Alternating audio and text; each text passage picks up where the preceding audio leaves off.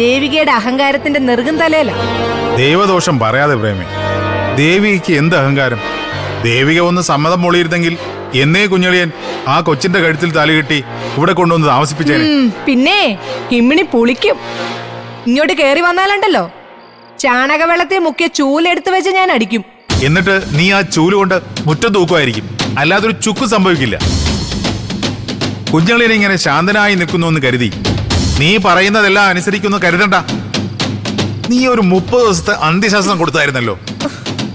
എന്നിട്ട് എന്ത് സംഭവിച്ചു? കാലണ്ടറിൽ ഒരു താള് കൂടെ മറിഞ്ഞു, അത്ര തന്നെ. അത് കഴിഞ്ഞ് നീ മാട്രിമോണിയൽ സൈറ്റിൽ പരസ്യം കൊടുക്കാൻ ഫോട്ടോയ്ക്ക് വേണ്ടി നടന്നില്ലേ? എന്നിട്ടെന്തായി? അങ്ങനൊന്നും സംഭവിക്കാത്തത് കൊണ്ടാ ജീവനുള്ള ഒരു പെണ്ണിനെ കൊണ്ടുവന്ന് ഞാൻ ഈ വീട്ടിൽ നിർത്തിയത്. അത് നല്ല ഒന്നാന്തരം തറവാട്ടി പറഞ്ഞത്. നമ്മുടെ നിലയ്ക്കും വിലയ്ക്കും ഒത്ത അവന്റെ അതേ പ്രൊഫഷനിലുള്ള ഒരു പെണ്ണ്.